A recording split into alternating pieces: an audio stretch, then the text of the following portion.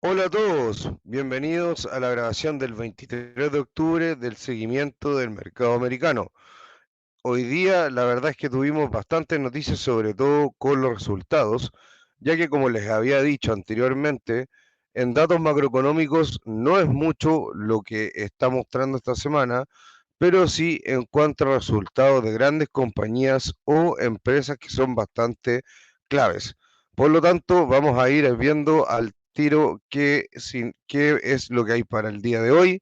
El sentimiento de mercado, como podemos ver, ha bajado, se ha deteriorado con respecto a lo que venía sucediendo en las entregas anteriores, donde el sentimiento estaba casi en extreme greed o extrema codicia. Después en un momento pasó a la parte alta de codicia o greed y hoy en día está en la parte media baja. Esto se debe a las liquidaciones que hubieron en los últimos días, al mal sentimiento que ha habido en el mercado, y acá podemos ver en la línea de tiempo abajo, o en la serie de tiempo más específicamente, cómo ha caído en estos últimos días el sentimiento del mercado, no a niveles bajos, no es nada preocupante, pero sí unas pequeñas correcciones, ya que el sentimiento estaba muy elevado. Y como siempre les he dicho, un sentimiento de mercado alto es muy positivo para las subidas, dado que le da mucha fuerza, pero también puede ser negativo para liquidaciones, ya que, por supuesto, estas se dan cuando todos están positivos y nadie lo espera. En el mapa de opciones, que siempre lo vemos a continuación, podemos ver que sigue más o menos similar, con un call wall en los 5.900, o esto quiere decir que la mayor barrera de opciones está en los 5.900, ahí donde están la gran mayoría de las opciones call, y es una gran muralla a atravesar el día de hoy, como en su momento lo fue el 5.800 y el 5.850. Esto se ha ido desplazando hacia arriba debido a las alzas que ha tenido el mercado, y hoy en día se posiciona en 5.900. Anteriormente también se estaba posicionando en 5.900 puntos. Lo mismo sucede con la put wall, que está en 5.800 puntos, y antes estaba también en el mismo nivel, en 5.800 puntos. Por lo tanto, ahí podemos ver de que no ha habido un gran movimiento en cuanto a los niveles de opciones, o los grandes niveles de opciones, como son estas famosas walls de call walls o put walls. eh, Hay que, o a grandes rasgos, una opción call es un contrato que le da la opción a alguien de comprar el activo subyacente. En este caso estamos hablando del S&P 500. Por lo tanto, una opción call le da a este operador la opción, no la obligación, de comprar una opción a este precio, que serían los 5.900 puntos. Al revés, con las opciones put, al operador le da la opción y no la obligación de vender a ese precio. Obviamente es un poco más complicado, pero para que entiendan la, no, la terminología de put y call, ¿ya? En cuanto a las resistencias que nos muestra acá también el gráfico, tenemos que la resistencia está en 5.900, al igual que la call wall. Por lo tanto, esa es una barrera principal a derribar a futuro cuando el índice intente llegar a esos valores. Además, podemos ver que el soporte por la parte baja está en 5.820 y antes estaba en 5.750. Hay que ver que hoy día el índice terminó más abajo de eso, por lo tanto, hay que ver cómo se van desarrollando, digamos, estas nuevas opciones, y cómo va desarrollándose el precio del índice.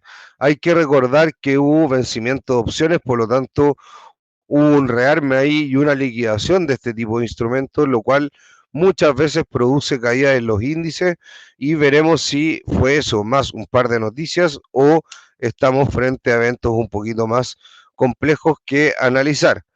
Los bonos ponen nerviosos a la bolsa y esto ya lo habíamos hablado antes en la entrega anterior, pero yo creo que es algo que sigue poniendo mucha atención en la bolsa. Lo vimos con el índice MOVE en su momento y lo vamos a revisar. Eh, los bonos de 10 años, que son la tasa de largo plazo de referencia, han subido bastante, alrededor de casi el 2,25%. Y esto empieza a poner nervioso a la bolsa, dado que cuando los bonos empiezan, yo pienso que esto puede ser por dos grandes motivos.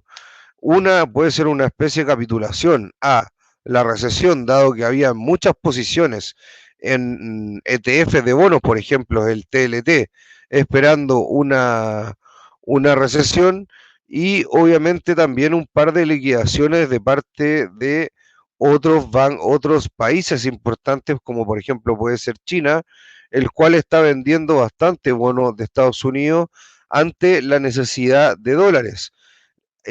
Justamente vemos que no hay una gran liquidez en dólares en el DXY un poco más adelante. Acá podemos ver que esta situación pone nerviosos a los activos de riesgo. Generalmente cuando las tasas de largo plazo suben, los activos de riesgo como la tecnología, las acciones en general y las criptomonedas se ponen un poco nerviosas. Otra cosa que está sucediendo es que al bajar las tasas de corto plazo y al subir las tasas de largo plazo, se está desinvirtiendo un poco la curva de tipos y esto genera temor, dado que generalmente cuando esto pasa, trae recesión. Esto no es una obligación y no quiere decir de que siempre cuando pase esta desinversión de la curva de tipos eh, haya una recesión, pero obviamente que esto empieza a generar un poco de miedo en los inversores. ¿Por qué pasa esto de la desinversión de la curva de tipo? Y vamos a hablar brevemente sobre esto. Esto pasa porque la Reserva Federal está bajando las tasas de interés, la bajó 50 puntos básicos en la última reunión y se esperan dos bajadas más de 25 puntos básicos en las dos reuniones que vienen acá a final de año.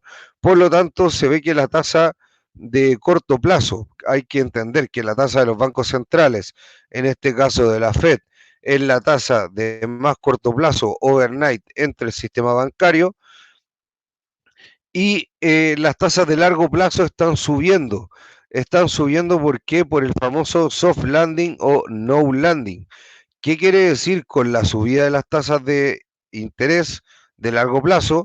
Que se ve un mayor crecimiento en la economía, como lo hemos mostrado en las entregas anteriores, en cuanto a las previsiones de PIB que han hecho distintos bancos centrales eh, de Estados Unidos, digamos, la Fed de distintas ciudades que entregan este tipo de información. Y también se puede pensar en una mayor inflación o en una inflación que no va a llegar al 2%. No necesariamente es que la inflación vaya a aumentar, pero puede que no se llegue a esta meta famosa del 2%. Y hoy en día se ve, según las expectativas de inflación, que la inflación se puede estancar en el 3%. Esto obviamente que hace que las expectativas de largo plazo de inflación y de crecimiento se muevan y las tasas de interés de largo plazo también aumenten. Yo sé que esto es un poco complicado, pero generalmente las tasas de interés tienen mucho que ver con la macroeconomía del país.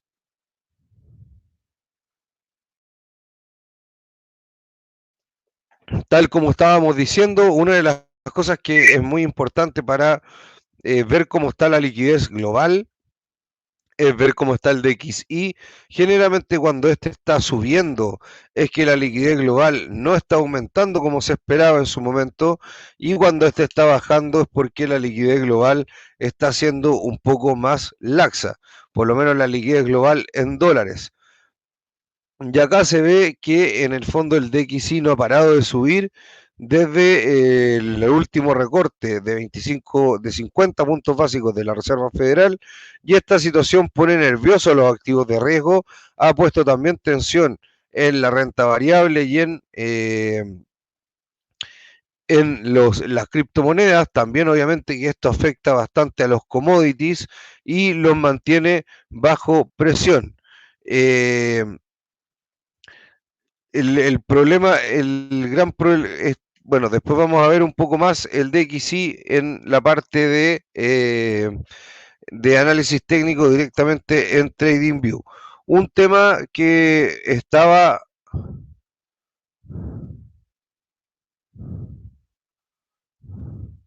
Creo que acá me salté algo. Sí, acá me salta algo que es bastante importante, que también se está viendo un alza en el DXY por una retórica que yo la verdad no estoy tan de acuerdo, pero es lo que se está diciendo, es que con la victoria de Donald Trump se pueda estar hablando de un Trump trade, que el dólar va a terminar siendo más fuerte. Esto es por una serie de restricciones y proteccionismo que se espera de Donald Trump. Hay que recordar que a pesar de que Donald Trump puso ciertos aranceles, la administración de Biden con Kamala Harris las mantuvieron. Así que una victoria de Donald Trump podría favorecer al dólar, y es un poco la narrativa que está sucediendo ahora en el mercado, y por eso volví a esta imagen para que no se me olvide.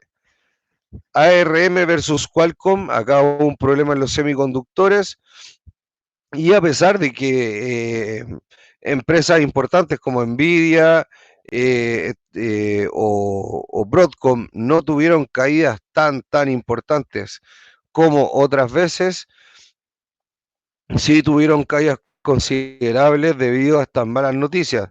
Qualcomm terminó con un menos 3,8%, y ARM también terminó con caídas bastante importantes, arrastrando a el sector de semiconductores. De hecho, la única que tuvo del índice SOX de las principales un buen comportamiento fue Texas Instruments, debido a que tuvo entrega de resultados en las cuales le fue muy bien. Acá, ¿qué es lo que dice? Es que, denme un segundo.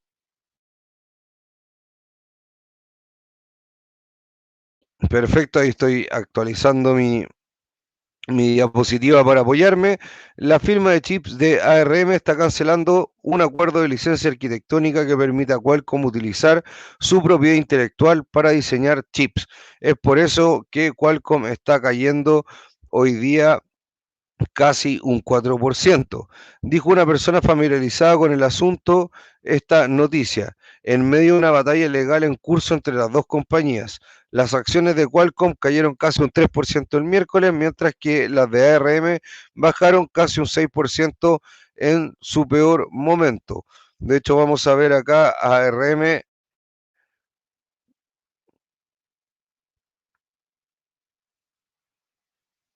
Por supuesto, ARM terminaron cayendo un menos 6,67% y Qualcomm un menos 3,8%. Por lo tanto, a estas dos empresas le hizo muy mal esta noticia y terminaron en cierta forma, me disculpan la voz, arrastrando al sector de los semiconductores, exceptuando a Texas Instruments, que venía con buenos resultados y la verdad es que no le importó lo que estaba pasando y tuvo un 4% de desempeño. ¿Qué pasa con las expectativas del S&P 500? Tenemos que el rendimiento superior medio, según los registros de Bloomberg Intelligence desde el 2019, es de más de un 13% anualizado, lo cual es una buena señal de cara a los rendimientos del índice. Esto obviamente que es muy positivo para el índice y para los inversores a futuro. Las acciones cíclicas pasan a ser relevantes en su performance, dada la disminución de probabilidades de recesión. Perdón, ahí está el la diapositiva. Y obviamente que si es que no hay o se disminuyen las probabilidades de recesión, las acciones cíclicas tienden a tener una mejor performance, dado que se espera que haya un repunte de la economía, sobre todo cuando hay políticas monetarias expansivas de parte de la Reserva Federal, bajando las tasas de interés y aumentando la liquidez en el sistema, lo mismo que también están haciendo los otros grandes bancos centrales. ¿Qué mueve al mercado en estos momentos? Acá nos da Bloomberg nos da una ponderación de factores en donde nos dice que lo más importante son los earnings o las ganancias de las acciones con un 45% de lo más importante, luego con un 39% las elecciones de Estados Unidos y con un 16% los recortes de tasa de la Reserva Federal. Por lo tanto, ya sabemos que lo más importante que tenemos que fijarnos hoy en día son las ganancias y las elecciones.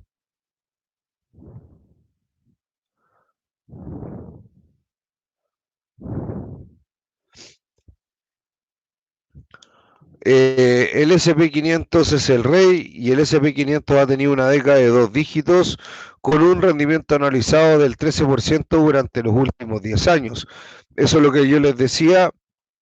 Creo que me confundí con la diapositiva anterior, pero que en los últimos 10 años el rendimiento promedio del SP500 ha subido. Antes se hablaba de un 8%, 10% a un 13% y por lo tanto lo hace uno de los índices más atractivos para, para en el fondo poder invertir a largo plazo, sobre todo por los inversores tanto de Estados Unidos como los extranjeros.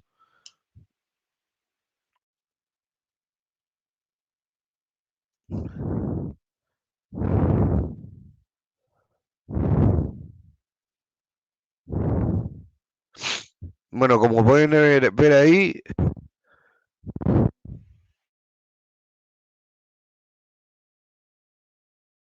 los resultados de Tesla, el margen bruto, los resultados de Tesla, la verdad es que fueron muy buenos. Después vamos a ver ahí cómo Tesla se comportó después de la entrega de resultados. El margen bruto del tercer trimestre de Tesla subió a un 19,8%, un estimado de un 16,8%. El EPS ajustado de 72 centavos con un estimado de 60 centavos, por lo tanto ahí tuvo una mejora en margen bruto, una mejora en EPS, earnings per share o ganancias por acción, tuvo unos revenues por 25,18 mil millones con un estimado de 25,43 millones, donde ahí obviamente no estuvo en línea y estuvo un poco más bajo, pero no fue tan importante. Se espera un ligero crecimiento en las entregas de vehículos en el 2024, por lo tanto están entregando un mayor guidance de acá a fin de año a los resultados finales. El flujo de caja libre es de 2 dólares, 47, perdón, de 2,47 mil millones frente a un estimado de 1,61 mil millones de dólares. Por lo tanto, el flujo de caja libre aumenta considerablemente y yo creo que es por eso que está teniendo una tan buena performance Tesla fuera del horario de mercado.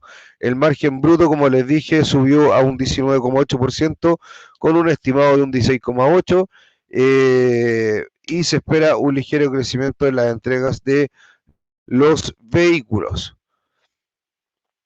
Ahí podemos ver cómo se comportó después de las entregas de resultados Tesla con Elon Musk, que debe estar bastante contento con esto.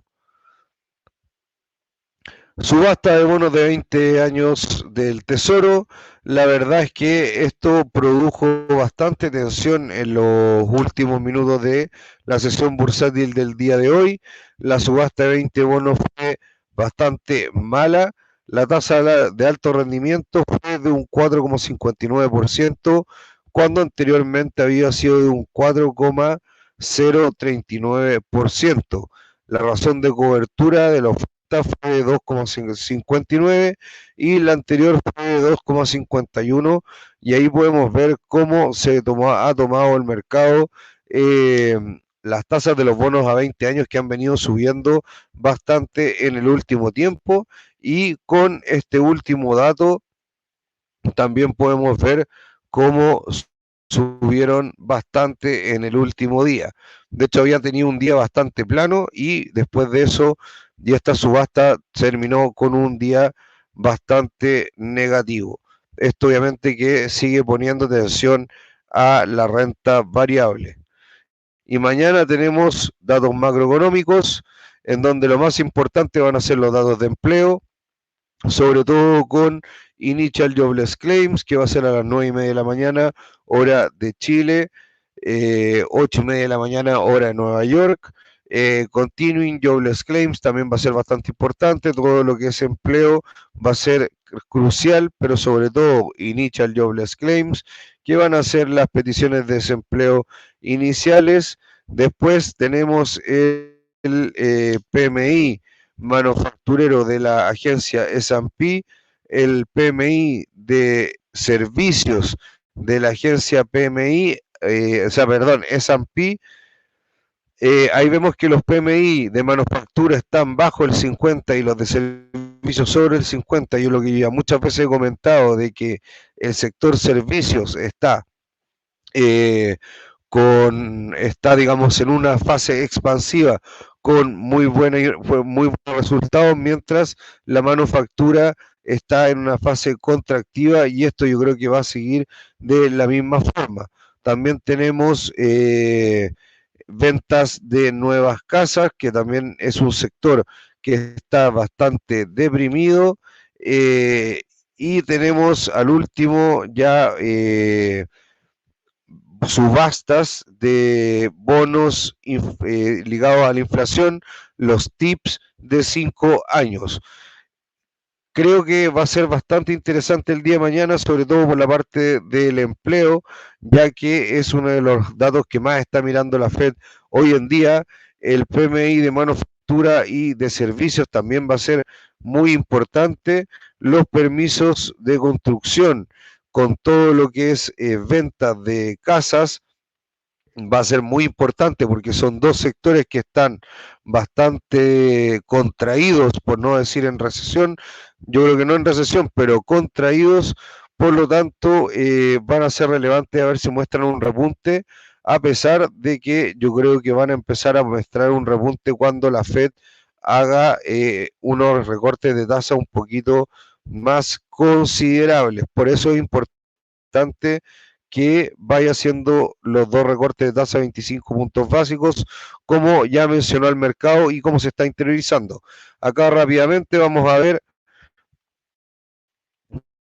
cómo terminaron los índices. Acá está el S&P 500, el SPX, que es uno de los más importantes.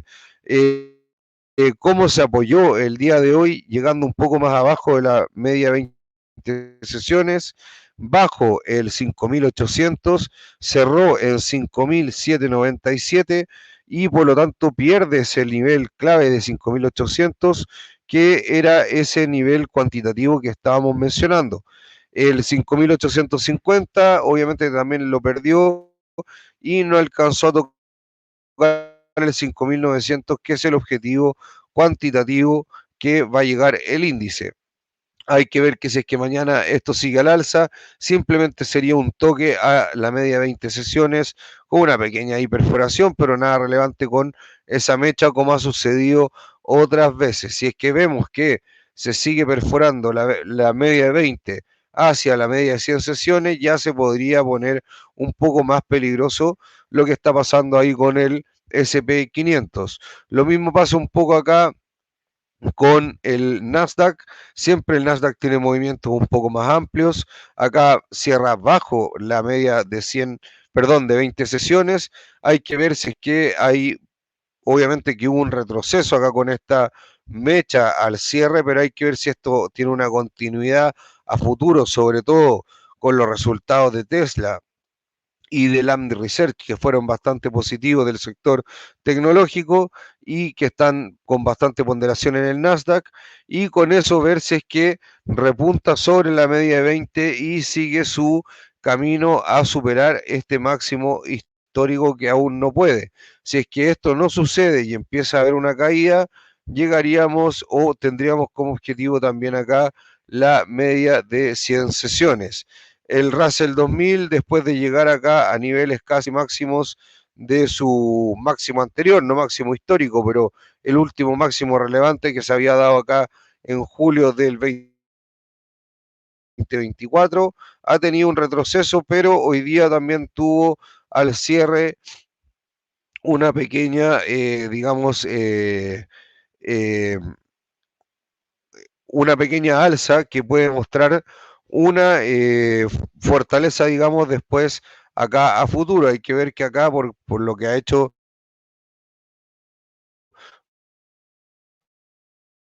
varias veces también, ha rebotado en la media de 20 sesiones como acá y ha vuelto.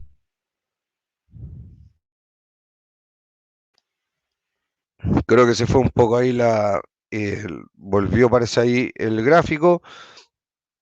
Acá en Bitcoin podemos ver lo que estábamos diciendo hace tiempo, que cruzó, digamos, este canal bajista que venía trayendo desde marzo y sus máximos post halving o cuando se esperaba, bajó sobre y digamos cruzó este canal, pero está ahora en este momento rechazando y hay que ver si el desarrollo ahora sigue con un rechazo a este canal o nuevamente se mete dentro. Por el momento se ve un rechazo, pero tiene que irlo confirmando. El oro por el momento sigue subiendo con un día no tan alcista, pero después del día malo de ayer empezó nuevamente a subir el oro, que ha tenido una performance bastante buena en este último tiempo. Hoy tuvo un retroceso, sí, al final, justamente con el alza que hubo al final, al cierre del día, y vemos que todavía no alcanza a llegar a los niveles máximos de las liquidaciones de los meses de septiembre y, perdón, octubre, septiembre y agosto. Pero muy atentos con el VIX, sigue estando alto y obviamente que si es que el índice empieza a tener una mejor performance, esta debería continuar su bajada, ya que hay una mayor volatilidad esperada, como hemos hablado antes, que una volatilidad realizada, y eso tiene que empezar a conversar. El MOVE, como veníamos hablando, viene subiéndose ya bastante tiempo.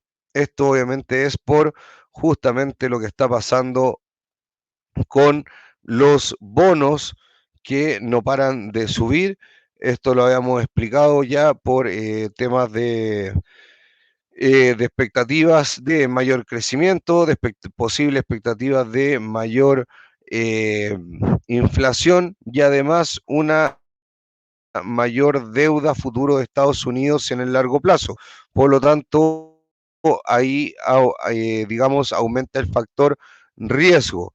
Entonces, por lo tanto, por eso los bonos de largo plazo están subiendo en Estados Unidos y eso hace que el MOVE esté aumentando, midiendo esta volatilidad esperada en el mercado de renta fija. Y como también les dije, el DXY subiendo, mostrando de que al final no hay tanta liquidez en dólares en el mercado como se espera, o perdón, como se esperaba, y sorprendiendo a muchos, a pesar de los recortes de la Reserva Federal, que siga aumentando la divisa norteamericana. Yo creo que con eso estamos bien por la entrega de hoy. Espero que estén muy bien. Cualquier duda, cualquier comentario, por favor, háganmelo saber acá háganmelo saber en los comentarios de YouTube. Y por favor, suscríbanse y también denle like al contenido en caso que les guste para poder seguir haciendo este tipo de contenido y saber que es de su gusto, ya que eso obviamente motiva a uno como creador de contenido y como divulgador financiero. Muchas gracias, que estén bien, hasta luego, chao.